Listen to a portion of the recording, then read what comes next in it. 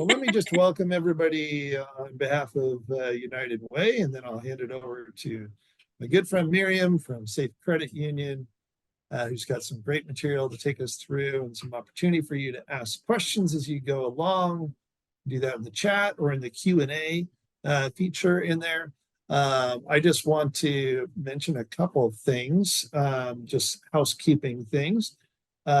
One, cohort 2, our folks who started, if you're on and you're from cohort 2, can you believe that you're over halfway through your payments with this particular cohort?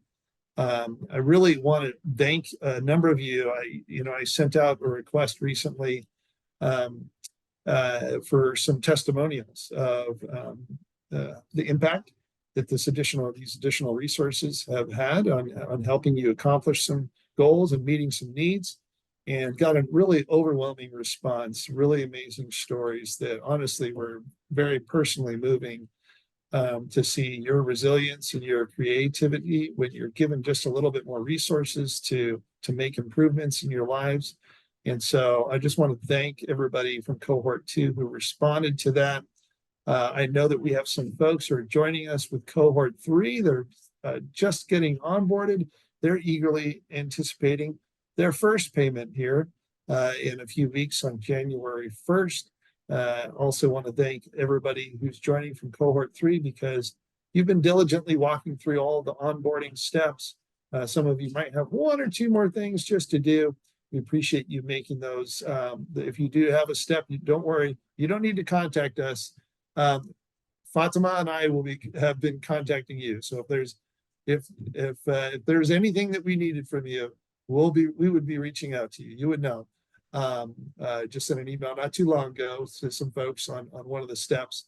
The biggest one is there's still some folks who need to send in their program consent form. If you have questions about that, again, if we reached out to you and we let you know, please do that as soon as possible. And also just opening your account, Safe Credit Union. We had another great event this last Friday, another 20 households that were able to join us and open accounts and get themselves all set up. I know there's a few of you who might be on the call who are you're scheduling that appointment, or you're about to schedule that appointment. Please do that as soon as possible, because January 1st is right around the corner. And we appreciate it because there is some administrative things that Safe Credit Union needs to do in order to get that set up so that those payments can begin right on time on January 1st. As relates to that, a friendly reminder that starting December 22nd through January, that'd be a long break, through January 2nd, Fatima and our United Way office will be closed.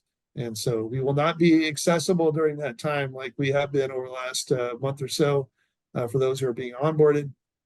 So it's really important that you try to get a lot of those things done soon, so we're around to support you. Otherwise, you have to wait until after we return from that break, and then we'll jump right in and try to help you if there are any issues or things that we need to resolve or fix.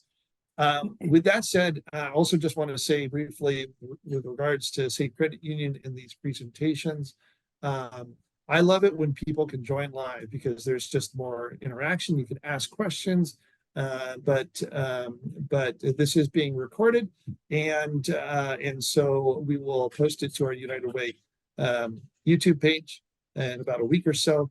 And if you want to go back and watch it, absolutely go back and watch it.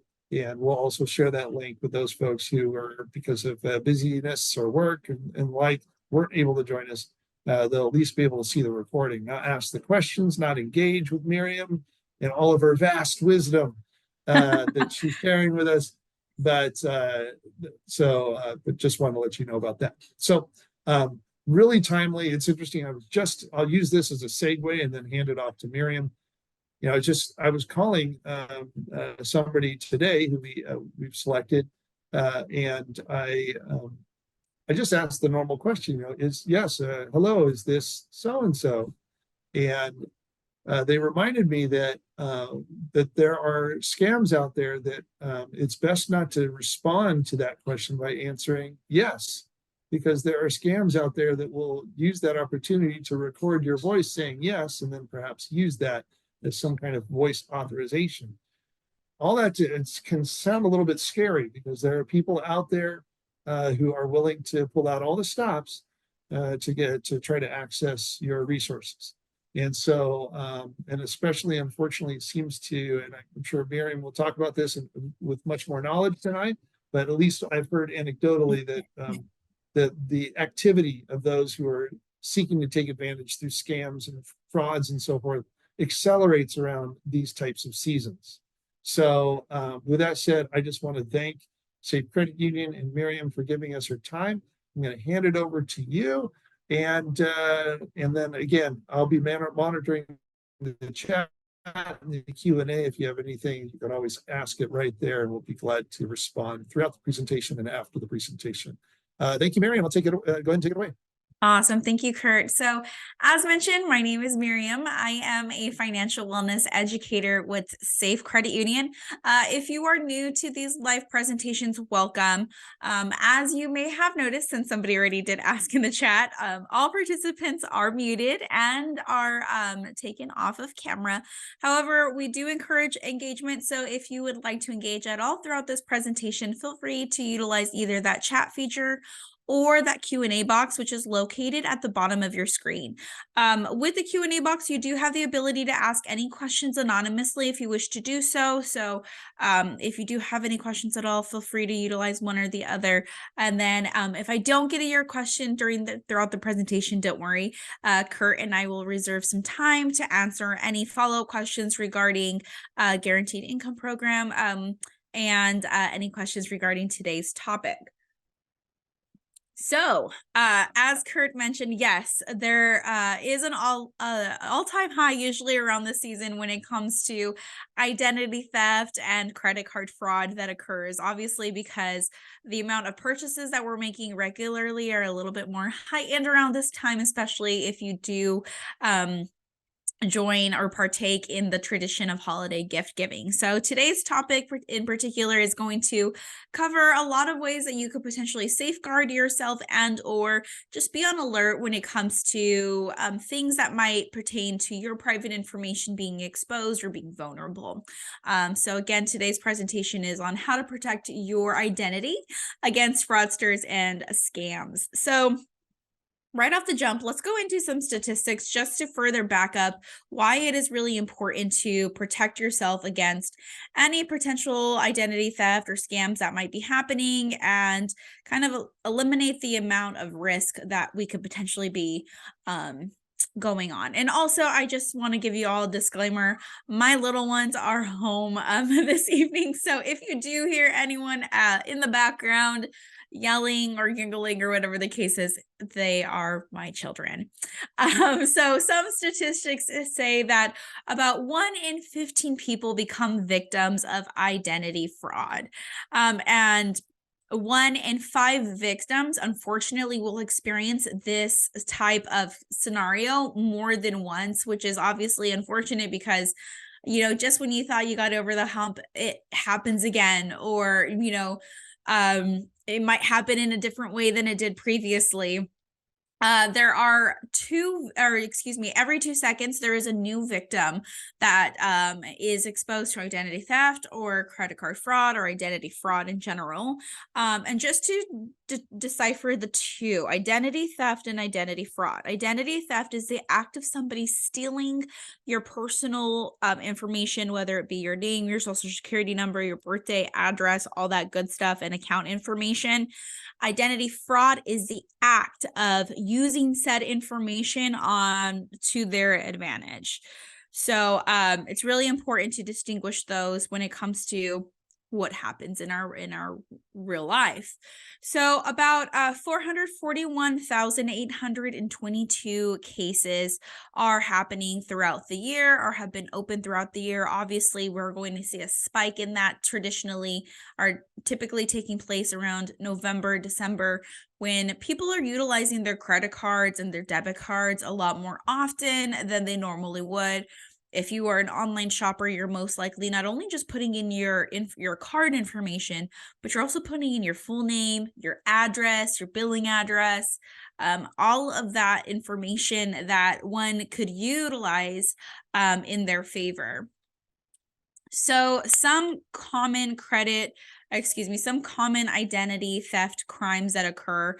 Obviously, we see a high spike in credit card fraud that occurs around this time. Employment or tax related fraud. So we will notice a high in tax related fraud, especially come income tax season, which is just around the corner. We will see a spike in people getting their information compromised and thieves utilizing that information to file the taxes before said individual will be able to file them themselves.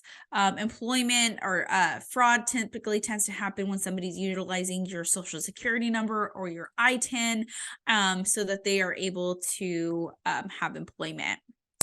And then there are 2.5 annual cases of what's called ghosting. And it's not the traditional ghosting that we think about when in terms of, when you text somebody and you're in a full-on conversation with them and maybe they just ignore you after that. They won't text message you back. They won't answer your calls. You'll never see them again. They ghost you.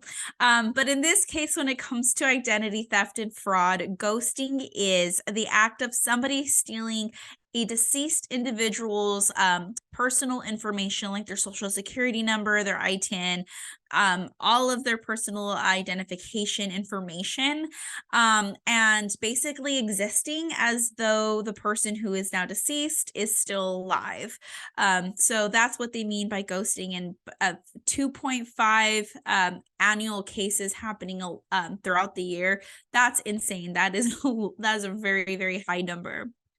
And then, as Kurt mentioned, another common case of identity theft or theft crimes in general are through the phone, or either through the IRS or sheriff's department. Somebody will call you from PG&E or stop at your door from SMUD and say, hey, we need to check, some power lines, or we need to check whatever the case is, and you might either let them in your home or provide them with information over the phone, and that's how they're able to gain access to more and more information. It's a very, very scary thing. I've heard of so many different cases of this happening. We hear a lot of the times individuals will use you saying or confirming that you are who you say you are, and they will act as though they're a long lost buddy or cousin or relative, whatever the case is. In one particular case, my mom had answered the phone, and somebody who was on the other line was like, hey, is this so and so? And she said yes. And he acted like he was a cousin, but he wouldn't identify himself. So he would get her to guess. And when she would guess, then he would be like, yeah, it's me. It's, how are you? Yada, yada.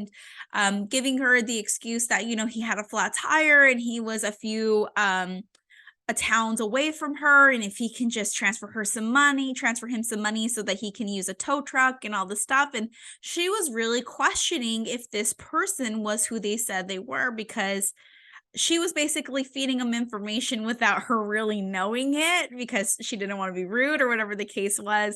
Luckily, we had my husband there to be like, no, if you're questioning it, then it's definitely not this person. Hang up, call them back on the number that that they have. And she did that. And in fact, it was somebody that was using her vulnerability in their favor. So be very careful with, who you are confirming information with, who you're answering the door to, because there are a lot of scammers happening right now. You're going to see it spike again come income tax season when IRS is calling you or the sheriff's department is calling you and giving you some sort of threats so that you can give up information to them.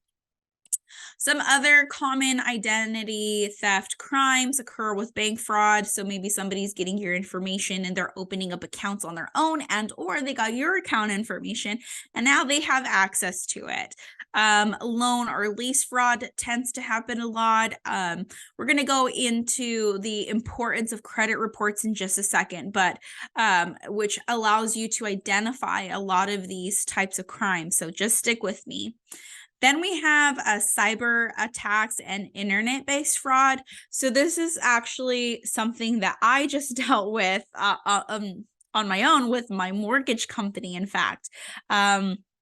There was a huge cybersecurity attack with the company that I have my mortgage with, and we were not able to get a hold of them for about 2 weeks. You weren't able to log into your account. You weren't able to call them, nothing, email them, nothing. And no one knew what was going on because it wasn't advertised. It wasn't on the news. So, in those 2 weeks, you're kind of panicking and saying, well, my bill's due soon. What am I going to do? And all those thoughts kind of rush through your head. And again, no one's providing you with information. So, I kind of did my due diligence, or not my due diligence, but I did a little bit of research online and found, luckily, a Reddit thread where all these other individuals were kind of asking the same question on what's going on with this company. And then finally, it came out that there was a cyber security attack on the company and their subsidiary mortgage companies and subsidiary mortgage companies, and mine was one of them. And so it was a lovely little mess that I had to manage or navigate through in terms of being able to make sure that my information wasn't compromised and I was able to still pay my bill when I needed to without any type of penalty. But yeah, these are the things that happen. And even with companies that you believe have the best security system in place, they can even be prey to these identity thieves. So as we continue on with cyber attacks, and this is basically the future of fraud. Although dumpster diving and all that is still happening to get your information, as high end or as advanced as technology is, so are these identity thieves. They gain your information in so many different ways, no matter how many firewalls you put up, no matter how much security you get. Your information, as soon as it's out there, it's out there. It's exposed, it's vulnerable, and you just kind of have to cross your fingers that you're not going to be a part of that issue. So some other types of cybersecurity attacks are called form jacking. So basically what form jacking is these cybersecurity thieves actually just take over the website, and as you're inputting your login information and your account information and your address on a website that you truly believe is legit, the identity thieves are in fact just copying over that information, and everything that you think you're accomplishing on that website is not going to happen because as identity thieves have gotten a hold of that or have breached those firewalls for those companies. There are 5,000 plus websites that are compromised every month. Even financial institutions, we saw Experian get breached. What was it? Not too long ago, like maybe 4 or 5 years ago. And not Experian, Equifax. And everyone that was on Equifax now had to deal with their ITIN and their social security number just being out there with an individual that could potentially sell their information. And then we have the bait and switch. And so the bait and switch is when you are potentially clicking on an advertisement that you see online or that you get in your email. You are clicking on a promo that you believe is a legit promotion, and you're going to a website that you believe is legit. And in fact, what's happening is you're clicking on something that then gives these cyber attackers access to either your computer or to your personal information that you're typing in. And Instead, what you can do is if you do see a promotion and they're giving you like a coupon code or whatever the case is, go into that website yourself, exit out of whatever advertisement you see or whatever promotion you might find, and go into your web browser and type in your information on your own. You're better off doing your due diligence and making sure that it is protected, especially a protected website, to prevent any potential vulnerability. Now, when we think about vulnerability when it comes to websites, we want to make sure that whatever website that we're putting our personal information into, that it's a secured website, meaning that at the top left-hand corner, where the URL is, that you see a deadbolt that is closed. If that deadbolt is open, you're potentially compromising your information because it's not a secured website. And or if the web address, instead of it saying HTTPS, it just says HTTP, it also means that it's not a protected website. If you utilize Google Chrome, typically you will see that their web addresses will have like a triangle with an exclamation mark, which will indicate that you are that you should be cautious of information that you're putting into that website because it's currently not secured. So, top 3 states that are identified as hotspots essentially are 1, Florida, 2, Georgia, and 3, Nevada. Now, in the decade plus time that I have worked for financial institutions, from credit unions all the way up to big commercial banks, Georgia has been on the top 3 the entire length of my career.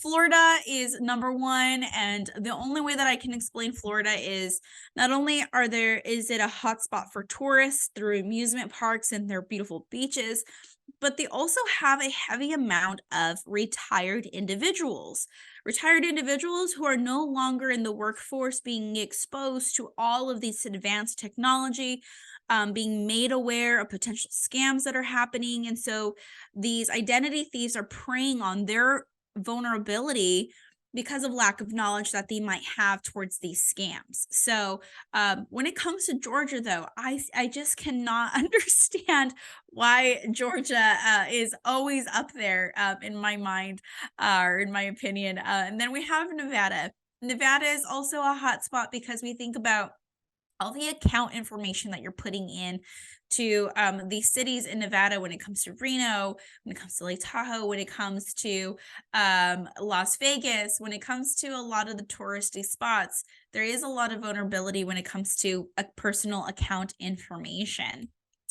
Then we'll talk about the most reported states. Now, these might not be in the top 3, but these are the states that are the most reported for identity theft and fraud. And that's California, Texas, and New York. Okay, so how are you protecting yourself against identity theft and fraud? So here is a little bit of more protection steps. So 81%, according to a survey done by Experian, 81% of individuals in the survey say that they rely on the protection from identity theft and fraudsters through their financial institutions or their lenders. So they are relying on their lenders and their financial institution to fully protect them against identity thieves and fraudsters. As I've mentioned before, no one is invincible to any potential cyber attack.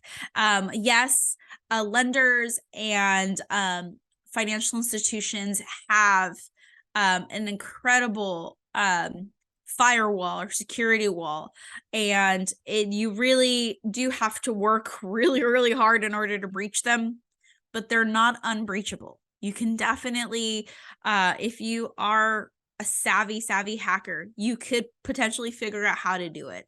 Please don't do it. But I have been a part of some financial institutions where that has happened. And oh boy, is it fun to have people come into your branch and just basically panic that their information has just been compromised and have to reissue all of these cards and give them new account numbers that they've had for decades. It's not fun. It's definitely something that you should not solely rely on any entity to protect you against. Then another 18% of individuals say that they feel protected because they are monitoring their credit, which is a good source of a good layer of protection. But it's not necessarily protection, it's more allowing you to be aware. So your credit report is going to allow you to see if nefarious things are transpiring in your name, but it's not going to protect you from it necessarily, unless there are some ways of going about it, and I'll mention those in just a second. The last 13% pay credit or financial entities to protect them against these things. So I don't know if you can pay a financial institution to protect you from potential identity theft hackers, but I do know that individuals rely on entities like LifeLock and locking or freezing their credit through the credit bureau. And there is ways of going about it, and we'll show you all of that in just one second. So as I mentioned before, verifying your credit report isn't going to stop it from happening. However, it is going to allow you to catch it as soon as possible. So if you are reviewing your credit report regularly, especially during this time, I would highly recommend that you do, or if you're making a big purchase or taking out a big loan, you should be checking your credit report pretty regularly to make sure that everything on there is polished. Excuse me. So there are 3 credit bureaus in which you can verify your information, and that is through Experian, Equifax, and TransUnion. These are the 3 major credit reporting agencies that will report your borrowing behavior. So these are what the lenders and financial institutions will use to report that borrowing behavior. Now, because they are reporting your borrowing behavior, you are going to see everything from your name to your social, to your birthday, to any addresses that you may have used, to any accounts that you may have had, to any bankruptcies, judgments, all of that good stuff. And you do have the ability to access these rather easily. So you can go to each one of these credit bureaus, credit reporting agencies. You can go to their websites individually, or you can utilize entities like Credit Karma, or my favorite, which is annualcreditreport.com. Annualcreditreport.com is a website that is that was created through the government. And I'm going to actually put that in the chat for y'all to copy and paste. Now, this website allows you to pull all 3 credit reports for free every week. Every single week, you are able to pull all 3 of your credit reports. It used to be annually. You were able to do this, hence the name annualcreditreport.com. However, after the pandemic and so many people being scammed and or having their stimulus checks be diverted somewhere else because somebody gained access to their information, annualcreditreport.com now allows you to take out all 3 credit reports every week. Excuse me, I have to cough. 1 second.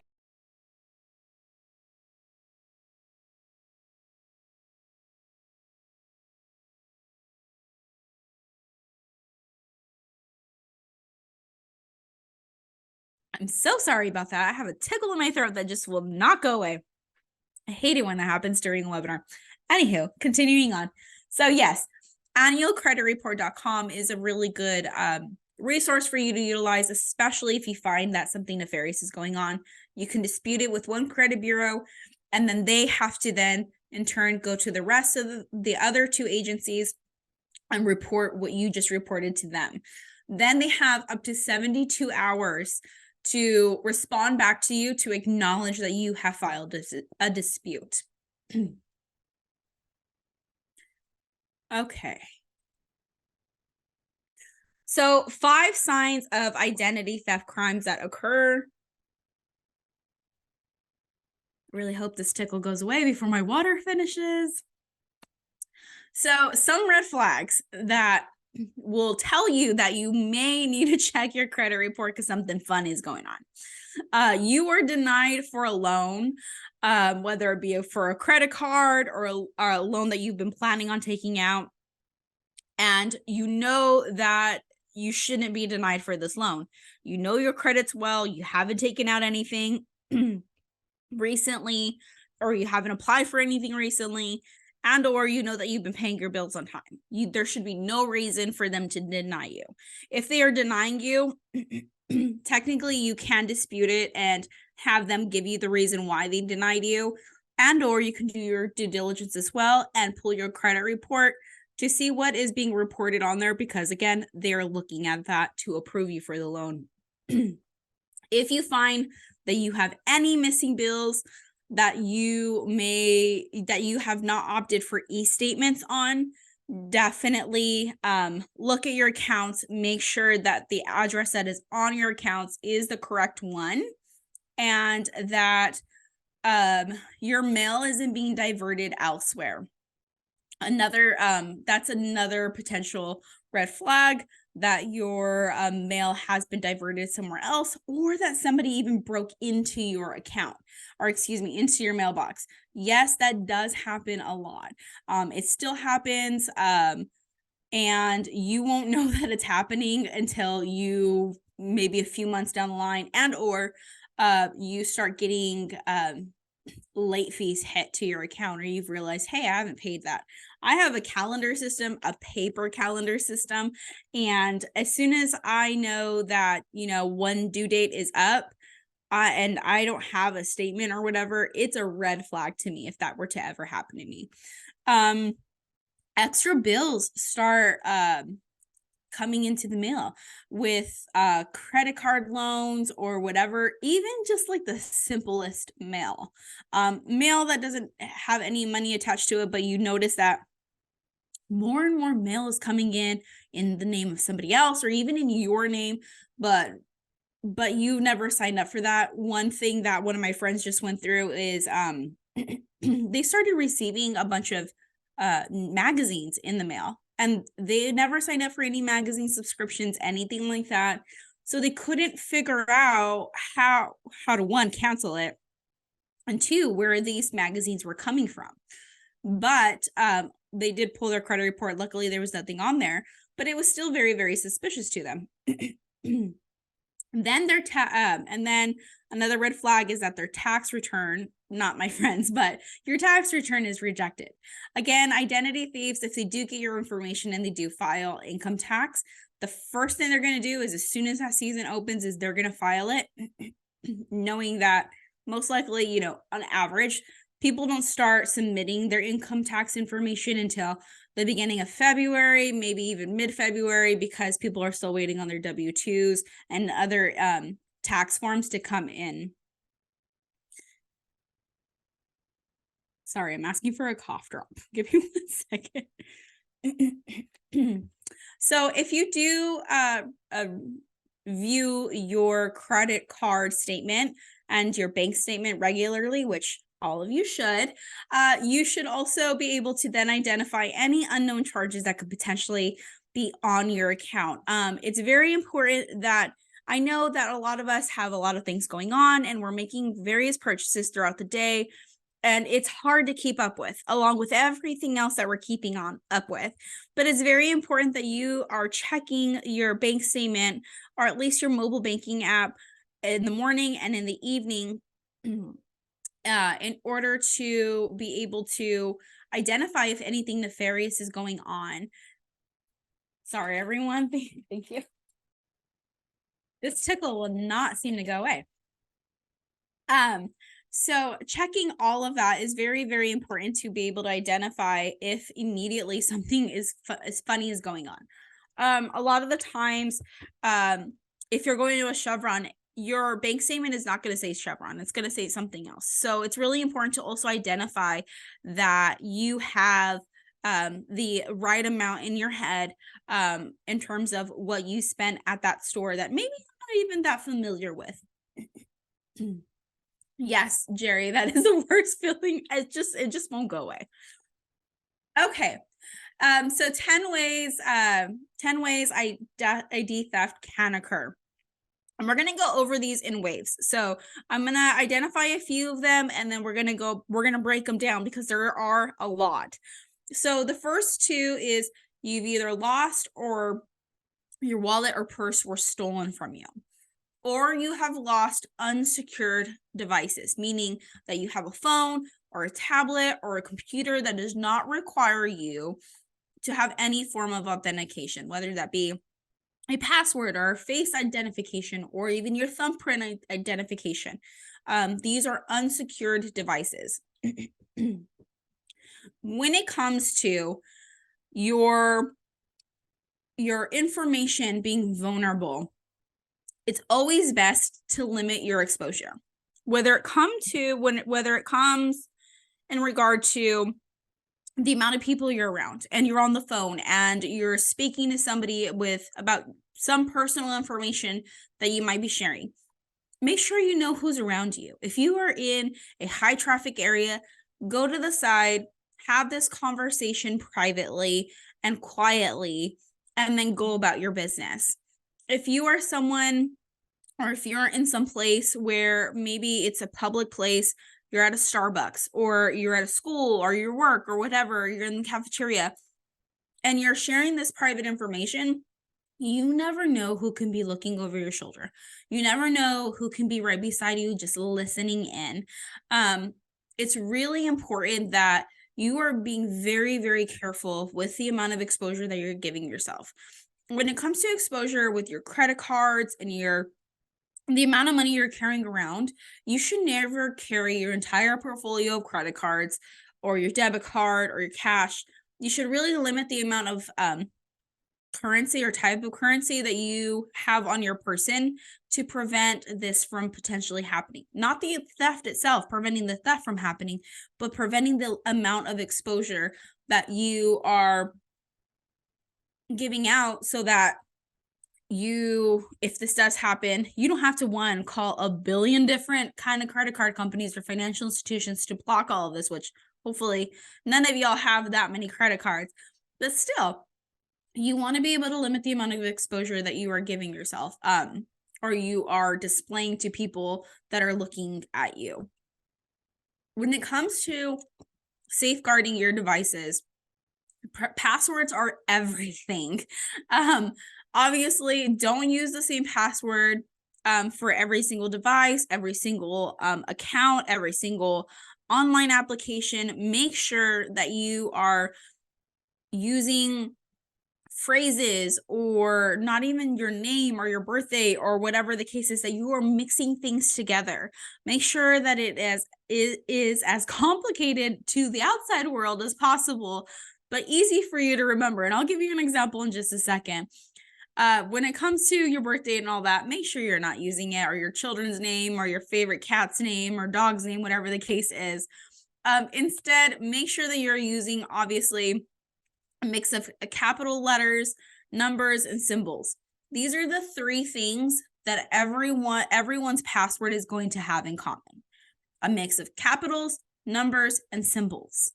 But it is how you mix those that is going to matter the most. Think about using a phrase rather than a name, for instance, or rhymes or codes that might be relatable. For instance, an example can be to be or not to be _ capital T, that is the question. Utilizing phrases like that although might not make sense to other people, but make sense to you, is really going to help you out. Now, I get it. There are a lot of different places that we are going to put our passwords in. And heck, working for a financial institution, there are many, many, many different types of applications that I have to submit different passwords to. So if I miss work for about a week, I have no idea what my passwords are because it's that complicated. So definitely make sure. But then that actually means that I'm doing my job, right? That I am putting in the right information and making IT happy. So make sure that you are utilizing your passwords responsibly. I get it. It definitely, it's easier to remember a quick phrase that you probably have used since your first grade year and you're inputting maybe your student ID. I don't know. Just make it easy for you but hard for others. Another thing is be very careful with if you are utilizing a password keeper, like either on your phone or on your computer. Make sure that password keeper application is a legit one. If you do work for a company that does have an IT department, talk to them, ask them what they recommend in terms of what applications you could use that are little to no risk when it comes to putting in your passwords. I would say you could do it the old-fashioned way and have a notebook of passwords. But I mean, if you are in an area or an office space that is not secure or locked or other individuals can potentially go through your stuff, don't do it. Okay, so continuing on, burglary, mail theft, and trash theft. Yes, trash theft. Again, as I mentioned before, people still dumpster dive. People still get your information that way. People will still intercept the mailman and pick up our mail person and pick up your mail as well. So when in doubt, when you are trying to dispose of any information that has personal information on there, always shred it or dispose of it in a way where somebody can't go in your trash can and try to put it together. If you do not have a shredder, no worries. A lot of people have suggested to me wetting your mail, so making it super smushy and just not appealing to somebody to like try to even figure out what it has. Some people safely burn their mail. If you are a member of a credit union, which most of y'all, if you are a part of the cohort and you become a member of SAFE, most credit unions and cities, as well as trash companies, offer shred days. Typically, these shred days happen in the spring and at the beginning of the school year. So like right before fall is about to start. Check with your local newspaper for any shred dates that are coming up in your area, and or just connect with your credit union and see if they do it if they're going to do it anytime soon in their area. Also, a lot of police departments offer shred days, and or they will tell you where you can shred your mail for free or for a very low price. All right. So unwanted mail. So a lot of us, I'm sure, especially now, we're getting the pre-approvals or the extra mailers with the Christmas discounts and all that good stuff.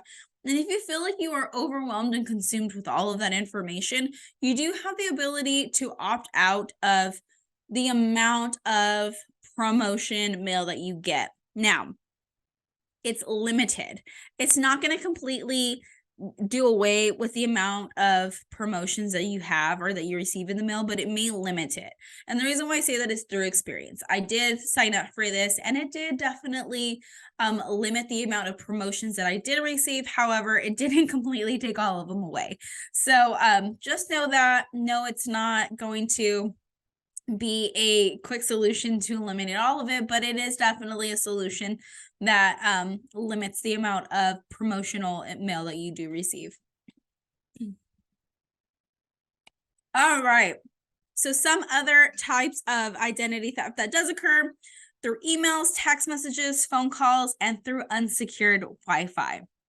So we talked about the form jacking or the bait and switch, where you do click on a link and then it is in fact a website that the hackers have gotten a hold of and or have mimicked to make it look like it's a legit website. We're going to look at text messages because right now that people are receiving mail because they have ordered stuff online. This is what it could potentially look like for you. This example is probably not the best one for the holiday, But nonetheless, this individual decides they're going to send a group text message to a bunch of different unknown numbers. And they're looking for a date. Well, you're curious. You're like, how do these people get my number? I'm curious. What the heck is this? They click on the link. And what happens is this person who clicks on the link now has made their cell phone completely vulnerable.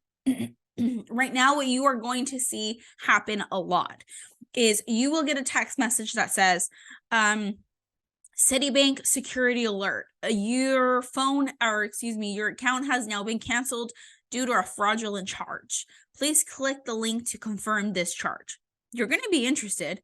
But if you're not thinking about, hey, well, wait a second, I don't have a Citibank account, you're gonna end up clicking on it if you're not thinking about it rationally, and instead you're just gonna click on it because it immediately sends you into a panic, even though you don't have a Citibank account.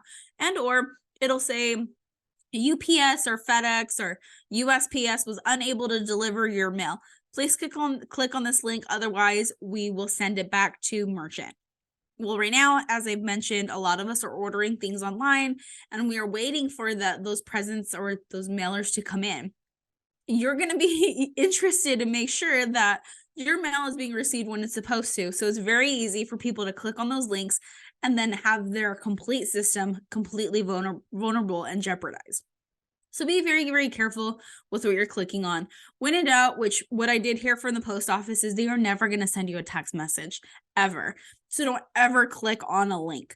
When in doubt, go to their websites, put in the tracking number that you know should be the tracking number to your package because you've received a tracking number online, and make sure that you are not clicking on that link and instead you're going to a secured website that you know is legit.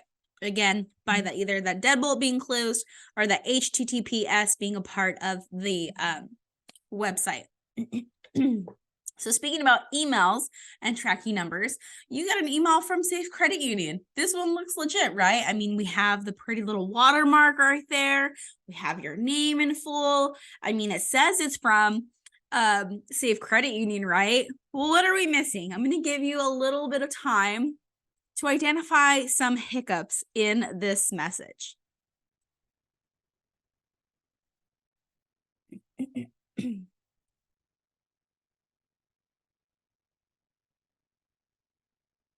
All right, so a few things that we're missing. That website does not say, or that email does not say safecu.org. That has an extra E in it. We do not add extra E's to our safe. So that's one red flag. The other red flag is just an abundance of just different errors that are happening. Lower cases instead of the proper grammar, proper spelling. I mean, this email is just everywhere.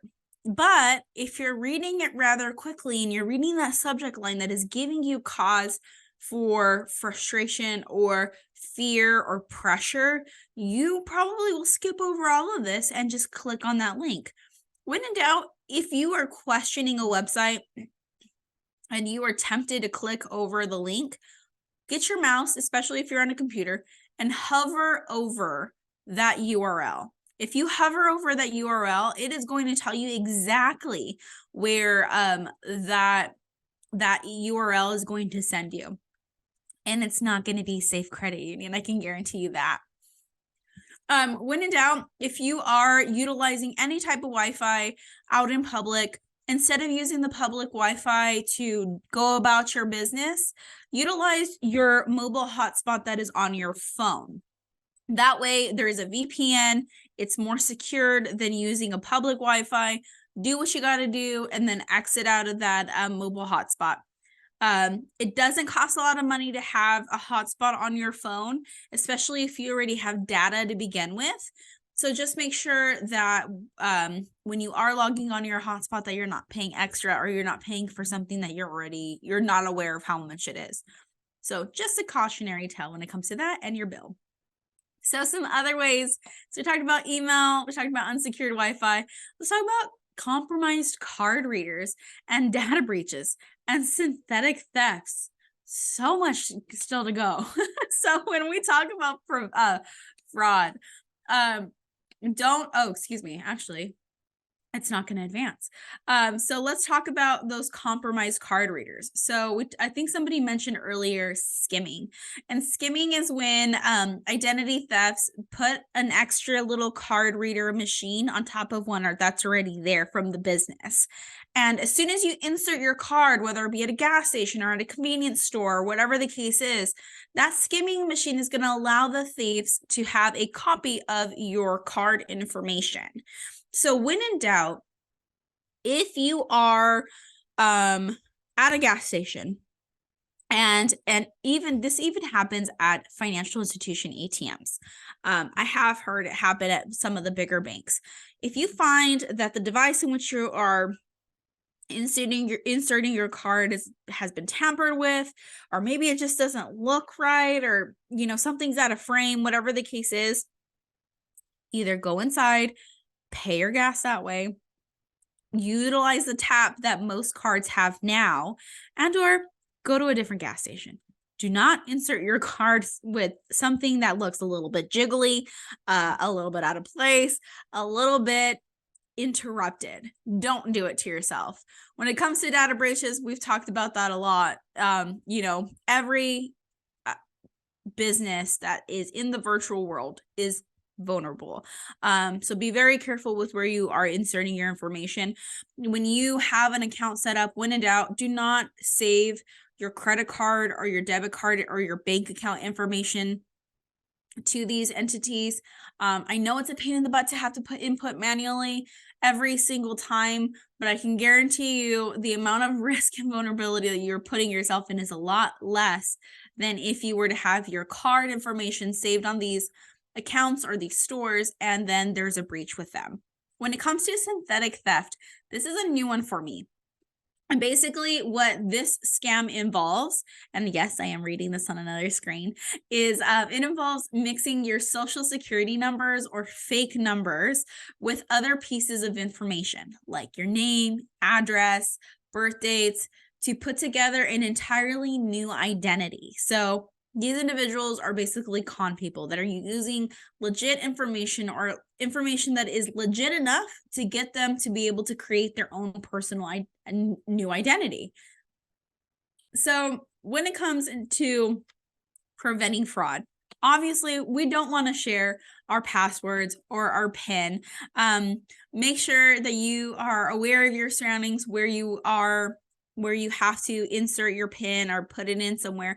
I am 5'1", so it is not hard for somebody to look over my shoulder and see what I am inputting into that keypad. So I have to be very careful with where I am putting in that information and who is around me. Be vigilant at all times. Don't overshare on social media. This is probably not for y'all, but I'm sure all of you have that someone in your life that loves to share every single thing that is going on in their lives. They treat social media like their diary. And what I will say is being very, very careful with the information that you share. Your account can be private, and people will still utilize that information that is in your friend circle to use it against you and or use it in their favor. In fact, over 65% of people who fall victim to identity theft and fraud are because they're in the individuals in their inner circle. Their loved ones are the ones that stole that information from them. Be very, very careful with who you're trusting with the passwords or your account information or your PIN or your debit card or your credit card. When it comes to social media, I know that we love birthday messages. I know that we love to share that, we got a new job or so-and-so got a new job, or their class of 2058, whatever the case is. Don't share too much information that then somebody can put together and create a synthetic theft. Use third-party paying systems. So we're talking about Zelle or PayPal or Cash App or Venmo, or if you have an Apple Wallet or Google Pay. All of those are third-party paying systems that allow you that added layer of security. If you are shopping online during the holiday season, please utilize a credit card rather than a debit card. That credit card is going to add you add an extra layer of security that your debit card just cannot provide you, because it's easier to get the money back from a credit card than your actual liquid asset from your debit card, i.e. your checking account. So when in doubt, do not put your debit card information on the internet. So what to do if you are a victim of fraud? Well, there is an acronym called FAN, and that is freeze, audit, and notify. So make sure that you immediately, as soon as you pull that credit report, or you call those credit bureau agencies, that you are freezing your account right away. Audit your credit report, and if you do see that there's anything nefarious on there, make sure that you notify the proper individuals. That includes DMV, the Federal Trade Commission and Social Security Agency, the U.S. Department of Passports, all of that good stuff, the Postal Service, and the one that's not on here is the police department.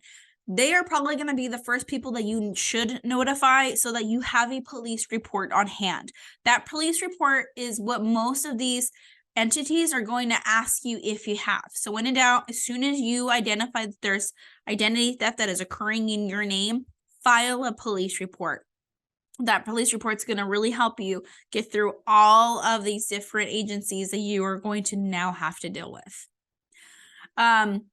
So identitytheft.gov is a website that can guide you through the process of whatever you need to do if your information was compromised. So whether it be helping you freeze your credit, filing it with all of the credit bureaus, who will then make sure that if there is anything that ever comes up in terms of an application, loan application in your name, that it is like red alert to all of them. Make sure that you are notifying your lenders and your financial institutions so that they can then recreate your account information, or your account number, your debit card, your credit cards, all of that stuff. Make sure that it is reported. Just make sure that no stone goes unturned. I'm going to go ahead and put that website on here for y'all to be able to copy and paste just in case. So give me 1 second. And we are about to wrap up. So if y'all have any questions while I type this, feel free to ask them.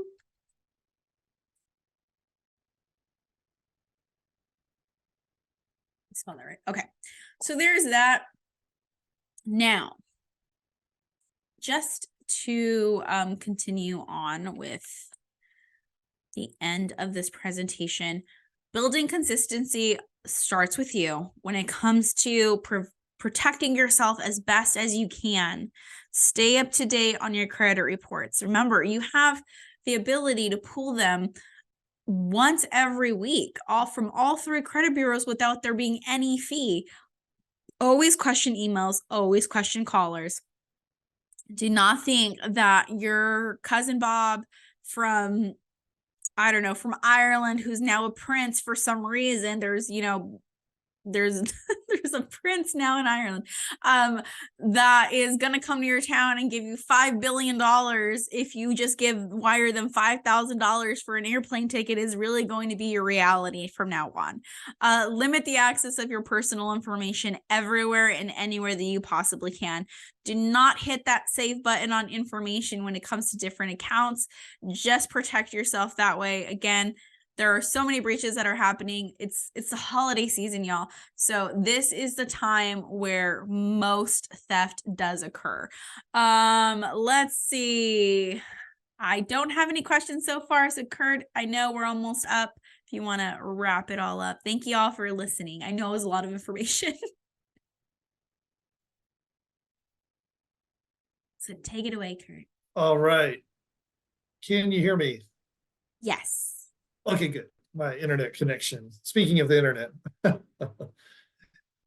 think my computer wants to shut it down for the night. But listen, Miriam, thank you. that was tremendous. I learned some new things. I was busy like jotting down some notes and pulled up a few of the websites that you shared. I'm like, okay, I want to explore these. So really, really fantastic information. Want to just thank all of you who made the time tonight to come out and share or learn some great information from Miriam. Want to encourage you, these will happen again, like it's usually the second Monday of every month. So if you want to put it in your calendar, and then I will usually send out the RSVP where you can register for each webinar several days in advance. I'm going to try to bump that out even further. We look forward to seeing you in January 2024. And hopefully we'll avoid as much, if not all, of these scams for each of us. So again, thank you so much for coming. Thank you, Miriam, and everybody have a wonderful night and a happy holiday season.